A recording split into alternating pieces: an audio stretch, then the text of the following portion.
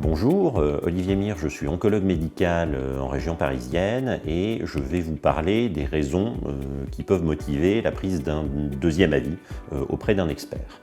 On sait que pour un certain nombre de cancers, il n'y a pas toujours une seule et unique façon de bien faire et de bien traiter. On peut parfois être amené à personnaliser le traitement en prenant en compte vos antécédents médicaux, vos préférences, vos contraintes, par exemple en termes d'activité professionnelle ou familiale, et ça peut amener à réfléchir à des modalités d'administration des traitements différentes. Ça peut être sous-cutané au lieu d'une perfusion ou un traitement oral, et le rythme d'administration des traitements. Ce qu'on peut également envisager, c'est discuter de la façon dont on gère les effets indésirables du traitement, la durée optimale de traitement, et puis quelles sont les options ultérieures. Les experts listés sur notre site ont été identifiés par leur participation à des protocoles de recherche clinique qui représentent vraiment la meilleure opportunité d'aller vers les traitements les plus innovants et les plus récents.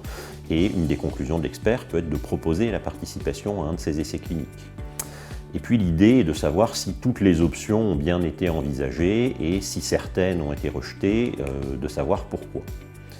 Enfin, pour les maladies rares, on sait que les experts qui travaillent dans des centres à gros volume d'activité peuvent avoir une expérience clinique qui va être différente et qui va, en parallèle de l'accès aux données des essais cliniques les plus récents, leur faire proposer la participation à un essai clinique ou préférer un traitement à un autre.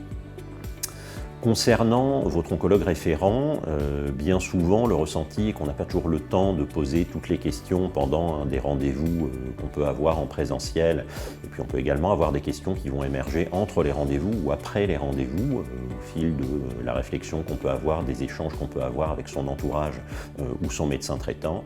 Mais en tout cas, l'oncologue référent sera également aussi intéressé par le fait d'avoir l'opinion d'un deuxième avis pris auprès d'un expert et va parfois même faire la démarche de vous adresser directement à un expert pour un deuxième avis.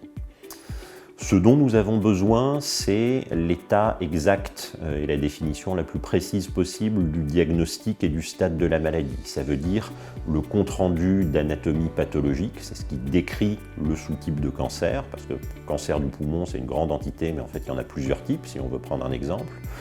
Les comptes rendus opératoires, les doses et le nom des traitements reçus, les dates et puis l'effet que ça a produit, notamment en termes d'activité. Les données des imageries les plus récentes, donc ce n'est pas un bilan d'imagerie qui date d'il y a 6 mois, mais c'est un scanner, une IRM qui vont être les derniers examens réalisés.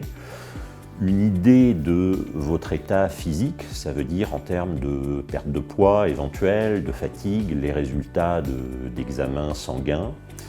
Une idée aussi de ce qui a été proposé par l'oncologue référent et puis de vos questions et de vos attentes.